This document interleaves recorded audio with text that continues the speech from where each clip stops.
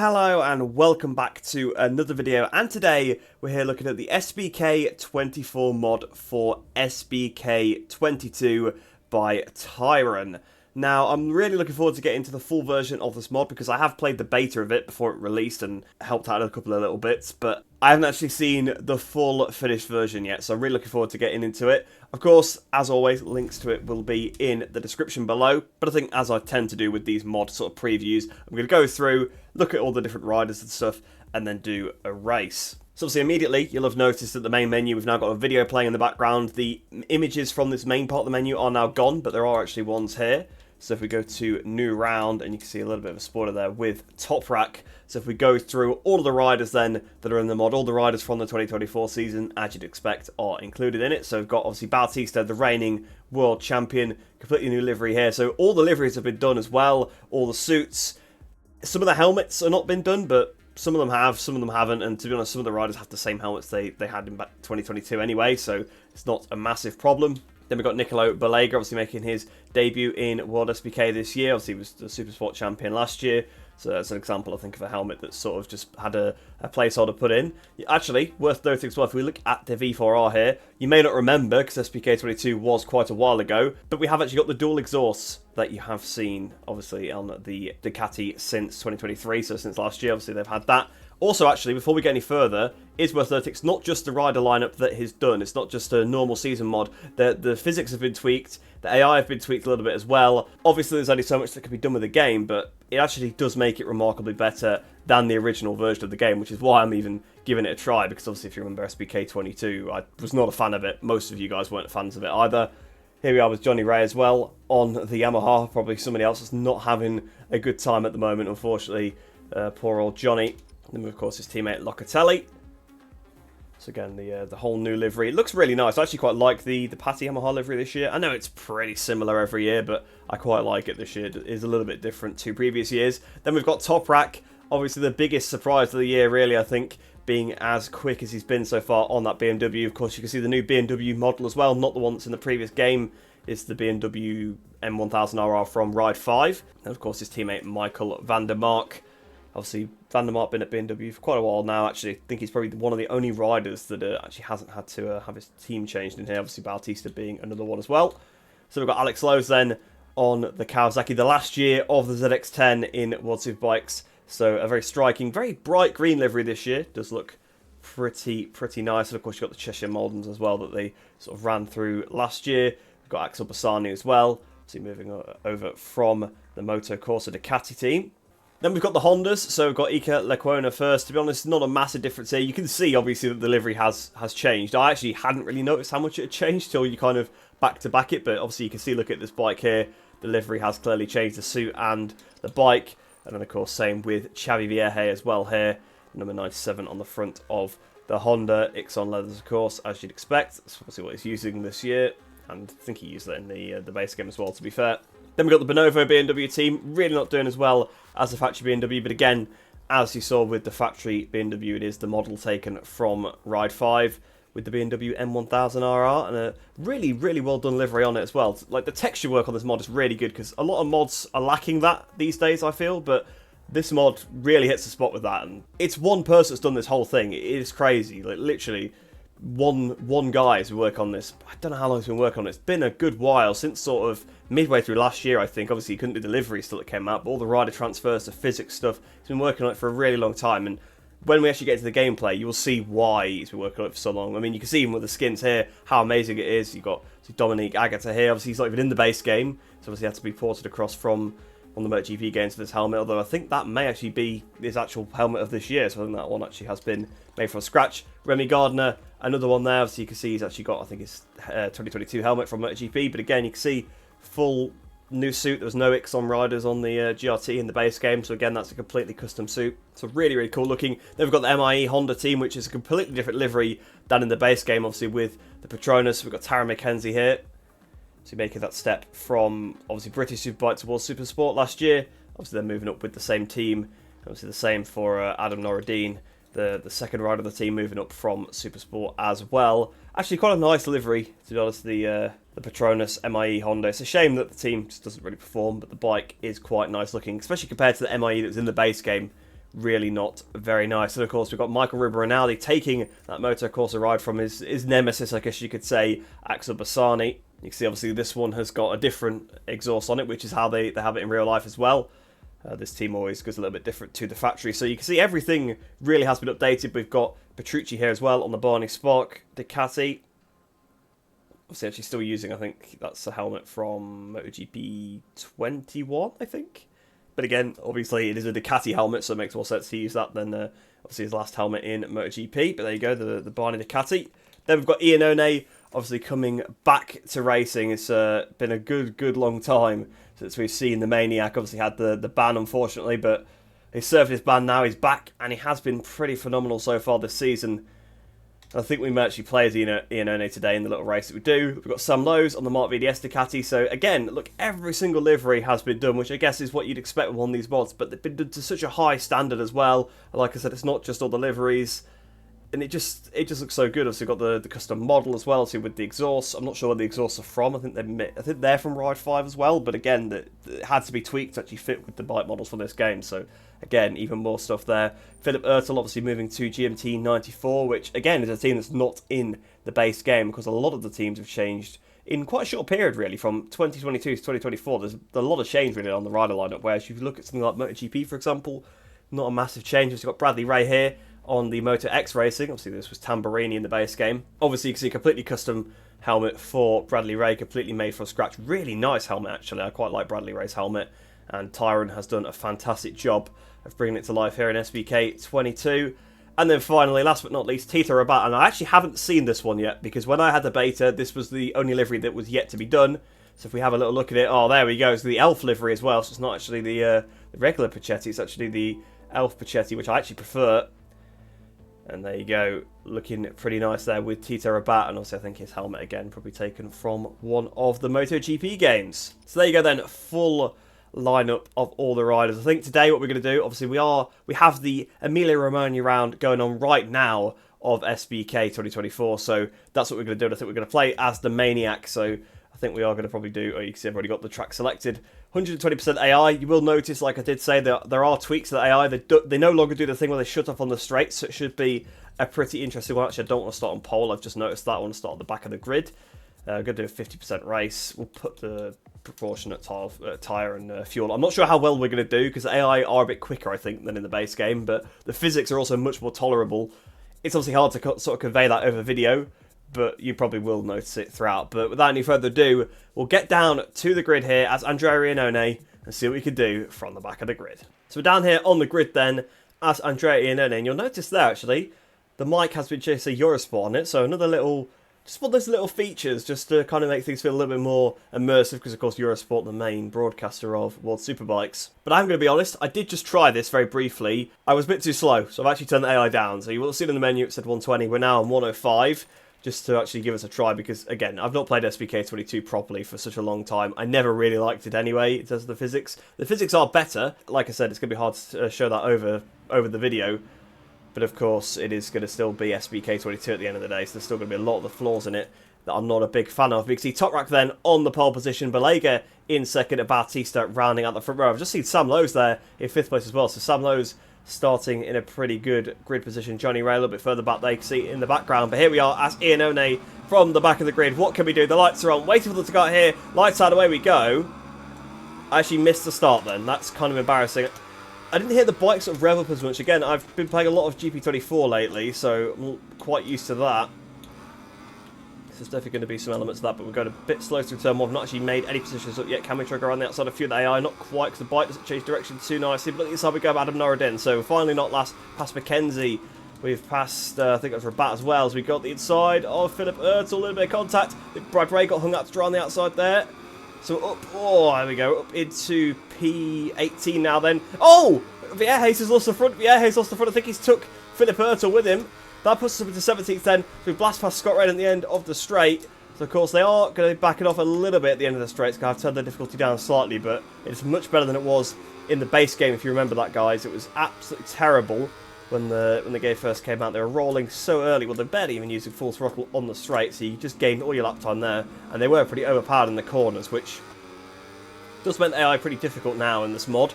because of course they don't lose their straight line speed, but it's fine because you can just turn the difficulty down, so it's actually still a decently fun race. But there we go through Curvone, and oh dear, that's not gone to plan. We're going to use a rewind there because one thing this mod unfortunately couldn't fix was the curbs, and yes, I know I went over the curb, but that was more because I was trying to avoid the inside one. You can see it just fling you into space if you go over the curbs, and obviously, as again, I've seen that. I don't want to keep using loads of rewinds, but yeah, it is still SBK. This is what I meant when I said still SBK 22 at the end of the day. Obviously, the physics are much improved, but still a lot of it is, you know, the base game. You can't do a lot about. You can't change the game's underlying code or anything like that, so you kind of have to put up with it. But the parameters have been tweaked, so the brakes are a lot better, for example, so the bikes pull down a lot more, a bit more grip for the rear end, so it doesn't step out so much, but I still find I have to turn the NG brake down a couple of steps just to stop it coming around on me. But your mileage may vary with that one. But anyway, I've had a pretty good last sector then, so Ika Lecuona on the other Honda in front of us. So we saw Vierge go down earlier on that lap. So can we try and find our way past Ika? Not on this occasion, and the rear still stepping up. So even on NG braking 3, it's not great. And to be honest, we didn't drive out that corner very well, considering that we were in second gear. I'm going to turn the power mode down as well, because of course this is not MotoGP 24. The power modes matter in this game. We'll see in GP24, you can't run out of fuel by using power mode through the whole race, so obviously you always use it, but in this game you can, so it would be a bit silly. We'd look a bit foolish if we ran out of fuel.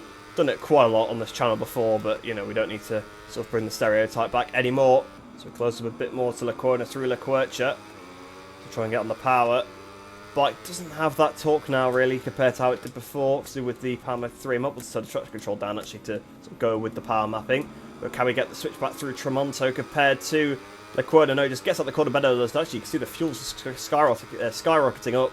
Got to 3.9 laps left, so actually I probably will say a power 3 for a little bit, but we've just got to keep his eye on it, make sure we don't lose too much. And on the inside we go of Ika Lecuona. You heard that horrendous sound that the game makes when there's a little bit of contact. We found our way past it. We're on the curb. We're stuck on the curb on the outside. Is that going to allow Lecuona through into Caro? No, it doesn't. So there we go. Up into P15. Up into the points then here. As Iannone. Next up then, Remy Gardner. So not having as good of a weekend as he's having in real life at the moment, down in 14th. That's Rinaldi ahead of him. And it looks like Danilo Petrucci ahead of those guys. So a couple of Ducatis in front of us. Alex Lowe sets the fastest lap actually. We set the fastest lap, so yeah, maybe the AI is actually a little too low now, but they were absolutely destroying me before, so there is that, especially considering how bad of a first sector we had, that we still set the fastest lap. But we'll see. We are coming from the back, and at the end of the day, it doesn't really matter about the competition. We're probably going to try and go for a podium or a win anyway, and I've got on the grass into Rio. That's not the way to do it. That is not the way to do it. And unfortunately, we lose the position to Lecuona, pick up a track limits warning, almost high side as well. So, yeah, you can certainly tell it's been a while since I've played this game, but getting the switch in then of Lecuona down towards Lecuona. Well, we're just going to blast him on the Ducati there. Ducati power, and there we go, up into the points once again. Next up then, Remy Gardner. Let's see, can we try and pass the Australian? At the minute, fuel's still looking good, but I'm keeping my eye on it. Well, we can drift the bike in a little bit, though, into Tremonto. Although you can see the front tyre overheating quite a lot now.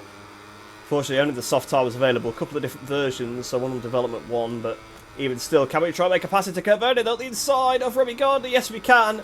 So a couple of passes made there in real life today. Obviously, Nicola Belega being one of them. Making a... Well, actually, I think he made all of the passes in there pretty much today. I think he made one on Locatelli and... Was it on... Actually, it was on Remy Gardner, I believe. So, there you go. We're kind of doing the realistic charge. Just we're not quite the right rider, but we did it on the right rider, so... And we're on the same bike, so close enough. And another track limits warning. Mainly because I didn't want to go on the curb, so I just decided to run over. But if we get a long lap, this will change things up. I've been picking up a lot of track limits warnings lately, so I do need to be careful. There you go. Locatelli sets the fastest up then, so normal order has resumed. And we're now up into P14. Then next up, Rinaldi. Can we try and pass our fellow Italian, fellow Ducati rider?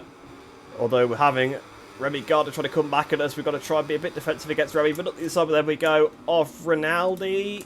Yes, we are up into P13. Then next up then is Petrucci. Then you can see Van der Mark down in 11th place. His teammate currently leading the race. Actually very close to where they were in real life. I think Van der Mark was in 10th whilst Razkatioglu was leading, but the top three is actually the real-life top three, so fair play to Tyron. You've got that pretty much bang on, my friend.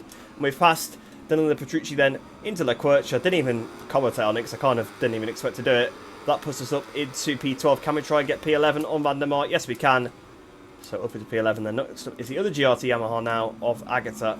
So the higher up the order I'm getting, I am feeling that maybe I have got the AI too low now because I've turned it down quite a few percent. I turned it down 15%, but they were quicker than me in on 120, so I did just kind of maybe overreact a little bit. We're almost hitting Agatha up the back, but I'm just hoping that we don't get through the pack too quickly. I do feel like I probably am going to be able to win this race from this point, but we'll see. You don't know how the race is going to pan out yet. The front end's got a little bit into turn 15 there. Once the tyre wear kicks in as well, AI might be able to come into their own a little bit more. And we may also have to save fuel later on, which is something that AI don't tend to do, so that probably will harm our pace a little bit. But towards the line then, Gerloff sets the fastest lap. We then set the fastest lap.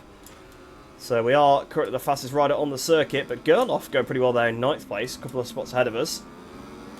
Agatha, though, makes a big mistake. Can we try and attack him through the exit of the Valiente Barco down towards Rio? Well, we've just got that power. I guess that is because we are on the Ducati. We are using Power Mode 3, but also because we're only using 105 AI, so probably should have turned it up a little bit more. But again, I did say I tried it on 120, and they were way too quick for me, so I just had to turn it down. But of course, I'm getting quicker and quicker now as well. See, at 34 isn't particularly a great time either, so... Although actually, I suppose compared to real life it is, but the game obviously is a lot faster than real life, I think, if you get it right. So, usually is with the milestone games. And running out wide on the curves there, AI in front, so it's going to allow us to close up a little bit. But we are getting towards now half race distance, because we're on lap 5, so 4 laps completed, almost 5 laps completed. And it is only an 11 lap race, so there's not all the time in the world to pick our way through past these guys here. But to fair to Gerloff, he must have some decent pace, because he set the fastest lap briefly on the last lap, but he held us up pretty well through the high speed stuff. We weren't able to make the pass that we have on quite a few other riders. We're actually almost hitting him at the back now into the Misano corner. Can we try and get the switch back? No, the rear still breaks traction. Still is SBK 22 under the hood, even with the physics improvements. But up towards the line then. 1 minute 24.0 again. We hit Gerloff at the back, because to be honest, I was actually looking at my lap time. But we go past him now, up into P9 then. Next up is Locatelli, the first of the Patti Yamahas. Actually, I'm surprised to see that Johnny Ray is actually beating Locatelli in here. Again, maybe the performance is slightly based on pre-season. I also noticed that I think Batista now passes Balega as well, so Balega maybe as the rookie struggling with that sort of tyre consumption and dropping back a little bit, because actually you can see that Toprak and Batista are getting away a little bit at the front, so we don't want to let them get too far ahead. As we go down to Wells Laquercia, around the outside we go then of Locatelli, puts us up into P8. Then next up is Axel Bassani. Can we try and get him on the exit of the corner actually? Going to give it a go, try and pass the ZX10. We're able to get him into Tremonto. I think we are. Getting that Kawasaki massively down on power. But Reyes forced his way past Sam Lowes. Can we try and take advantage? Not quite as we go to Curverne. A little bit timid through there. Just want to be careful of the curbs, because the curbs are just such a nightmare on this circuit always, but on this game in particular. But can we try and make a move down towards Caro on Sam Lowes, who's actually clattered into him? Wow, we've just sent Sam Lowes wide. I think we may have to sort of give some self-imposed penalty on that one, because that was way over the line there with Sam Lowes. So I think we're probably going to get given a drop 1 position there for that one. A little bit over the line, not quite long lap worthy maybe. Got towards the line then, what is this time going to be? 33.7, so we are getting quicker and quicker every single lap. I think I'm going to give up a position. We might even just let Lowes himself back through, but he's behind Axel Bassani now. So we'll see. Can we let one rider through without letting the rest through? We've let the pair of them through, so it seems pretty fair. So we go straight back past Lowes, straight past Bassani as well into Rio. Although the bike still doesn't want to pull down. So they're actually both back through again. So now it's going to cost me quite a bit of time. We've probably made a bit of a mistake there, because we're pretty much a lap behind now where we were in terms of progress. Locatelli's right there as well, I can see. I think we should be able to pass the pair of these into Laquercia. Oh, no. We are in too hot. Oh, you know what? We just about kept it. Well, we didn't keep it on the track. Oh, Sam Lowes again. More contact with Sam Lowes. But this time, mate, I've let you through. I'm going to keep going. I know it's probably, again, my fault, but I've already sort of given up the sort of time for punting him before. And you can see the front tyre really overheated there. Can we try and blast past Axel Bassani? Yes, we can. So we've passed him up into P6 now once again. It looks like Toprak's got a bit of an advantage here compared to the rest of them. Just like in real life, he's checking out a little bit.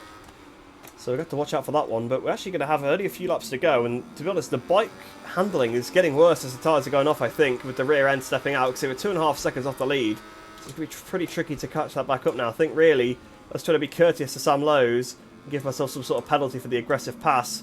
I think may have cost us a potential win here. As Andrea Iannone, obviously it would be a home win as well. Would be a very popular win, I would imagine. But Toprak, probably an equally popular win. Everyone seems to love Toprak. Pulling away.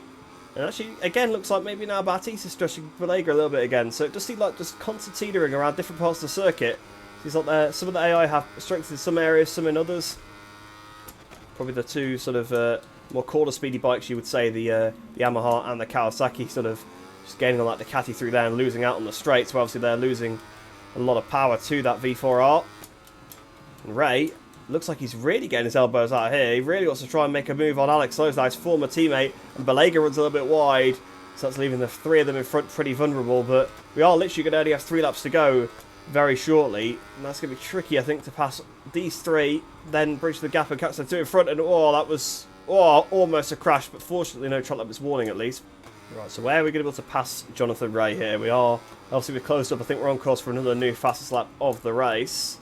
We go into Misano corner, and again the rear just steps out on the entry there. May have to turn the entry braker down another step, you know, guys, because it really is struggling now. The 33.3, so we're going much faster, almost a second quicker than we were at earlier points in this race now. So I am definitely finding my mojo. The fuel load's obviously coming down as well, which is going to help. And maybe that's also why the rear is now breaking more traction, because I'm just going quicker. But again, now it looks like sort of Alex Lowe's is the one struggling and holding up Jonathan Ray. You can see the 2 V4Rs, the 2 Aruba Ducatis, have got away a little bit from these 2. So I think it's maybe when the AI battle is when this is happening, but it's all helping Toprak. Toprak, I think, has got this race won now, provided some sort of mitigating disaster for him, you know. If that doesn't happen, it's going to be pretty good on the way home here. But around the outside that we go, Jonathan Ray. Can we try past Jonathan Ray? I think we have. We've done it. So we're up into P5. Then Alex Lowe's actually dips onto the curb on the outside. If that was GP24, he'd be getting a track limits warning. We had contact with Lowe's, actually, because I tried to go one side and he went the other. But there we go, then we're up into P4 then. Next up, our factory stablemates, the 2 Aruba.IT Ducatis. But of course, first of all, we've got Balega, and that would put us up onto the podium, which would be pretty good. Again, we're actually underneath our time again somehow, which I'm surprised by. And into Caro, are we going to have a look at the inside of Balega? I thought about it. That was more than a think about it, I'm not going to lie, but we weren't able to do it, to be fair. He held it pretty well through there. As we go through turn 15 then. Try go. Oh, that curb was okay. That curb was okay. So we'll remember that for the future. Through Misano corner, they're really parking it on the apex. And it looks like this could potentially be a sub 33 if we're not careful. Here we go around the outside then of Balega into turn 1. 33.1, so not quite a 32, but I think a 32 is definitely in the locker. But on the penultimate lap of the race now, so we've got to be careful. We're still sort of fighting off Balega, but I think we've got him now. So that puts us up into P3. Next up then is Batista. I thought about attacking him into Rio, but I think it's going to be better to do it into La Quercia at the end of the back straight. Because Rio, I was just going to risk running wide. In fact, we might even get it before that, because he looks like he's struggling through the twisty stuff here, through turn 6, onto the back straight. Then in the slipstream of Alvaro Batista on that factory Ducati to the left-hand side. We're going to blast past Alvaro, and that puts us up into P2. Then next up is Toprak, and we've gained on Toprak on the brakes. You never gain on Toprak on the brakes. I don't know how we've done that one, but there you go then. We have got a chance here to beat Toprak Raskatioglu for this first race here at the Emilia-Romagna SBK. Well, I guess we'll say it's the second race, because we'll pretend the first one is the one that happened in real life today. There we go then, in the slipstream of Toprak down towards Coverny. We're not going to be close enough to pull a pass on this occasion, so we'll just roll out the throttle. I would have just kept gaining on him and wouldn't have been able to make a pass again here. Toprak defending pretty well at the moment as we close through turn 13, but we're a bit wide. Toprak's actually a bit wide there as well. Into Caro again. Tricky to make the passes in this sector of the circuit. Actually put 0.6 into Batista very briefly there, but he put it back to 0.2. So part of it, because we ran wide to Caro, I'm sure the bike is really becoming a handful now. I'm not scripting this, I promise. Toprak is genuinely pulling away from me there, because the bike was a handful. We see how much time I lost to my own time there. 4/10. The bike really was squirming. But onto the final lap of the race, and it is a last lap showdown between myself and Toprak Raskatioglu for the race win here on the SBK 24 mod. And all of a sudden Batista's attacked us. So forget Toprak. We've got to try and get past Batista now. That's completely changed the game. We're going to go for it on the inside to Rio. Oh, no. Batista's just going to close us off there. Can we try and get him on the inside to the second part through turn 5? Try and get the switch back onto the main straight. Yes, we actually have done that to pretty good effect. In fact, Batista is looking pretty close to Toprak. We're in the slipstream once again off Batista, and we're right there behind Toprak. Can we make a pass into La Quercia? Inside we go. We've ran a bit too wide there. It's allowed Toprak through. That's what happens when you try and pass Toprak on the brakes. You just can't do it.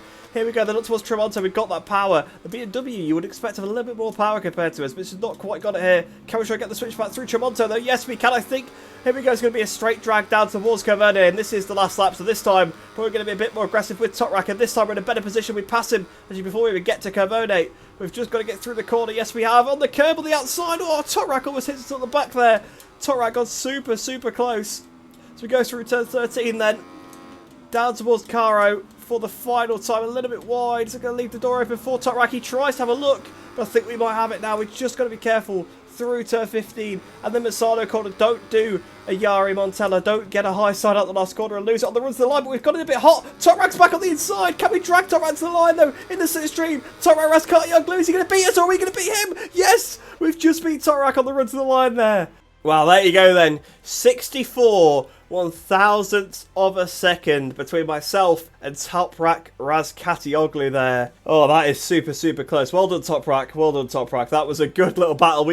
I almost messed it up at the last corner. Well, I did mess it up at the last corner, if I'm completely honest. We got pretty lucky there that we were able to drag him to the line. But, wow, Batista then in third place. Balega fourth. And Jonathan Ray actually managed to get past Alex Lowe in the end there to finish in fifth position. I think Jonathan Ray would be jumping for joy with that in real life. He's not having a good season at the moment. But there you go then. That is the SBK 24 mod by Tyron. Once again, fantastic mod made by one guy. Obviously, as you saw in that one, it mods the AI, it mods the physics a little bit. Obviously, it does deliveries. Obviously, that's the thing people will notice most, I'd imagine, as soon as you jump on. Obviously, all the rider transfers and the menu stuff we got, obviously, Inone stood there with the 29. And a really well-made mod, and definitely give it a download if you have still got SBK 22 and you fancy a little bit of difference, because, again, it does tweak the physics, so it might make it some people's liking. As you can see, obviously, I was having quite a bit of fun there. Obviously, it was a little bit, because I guess the AI were a bit slow, so it kind of made for my mistakes. But I think, to be fair, you can't really say it was too low if it was a drag to the line. It was,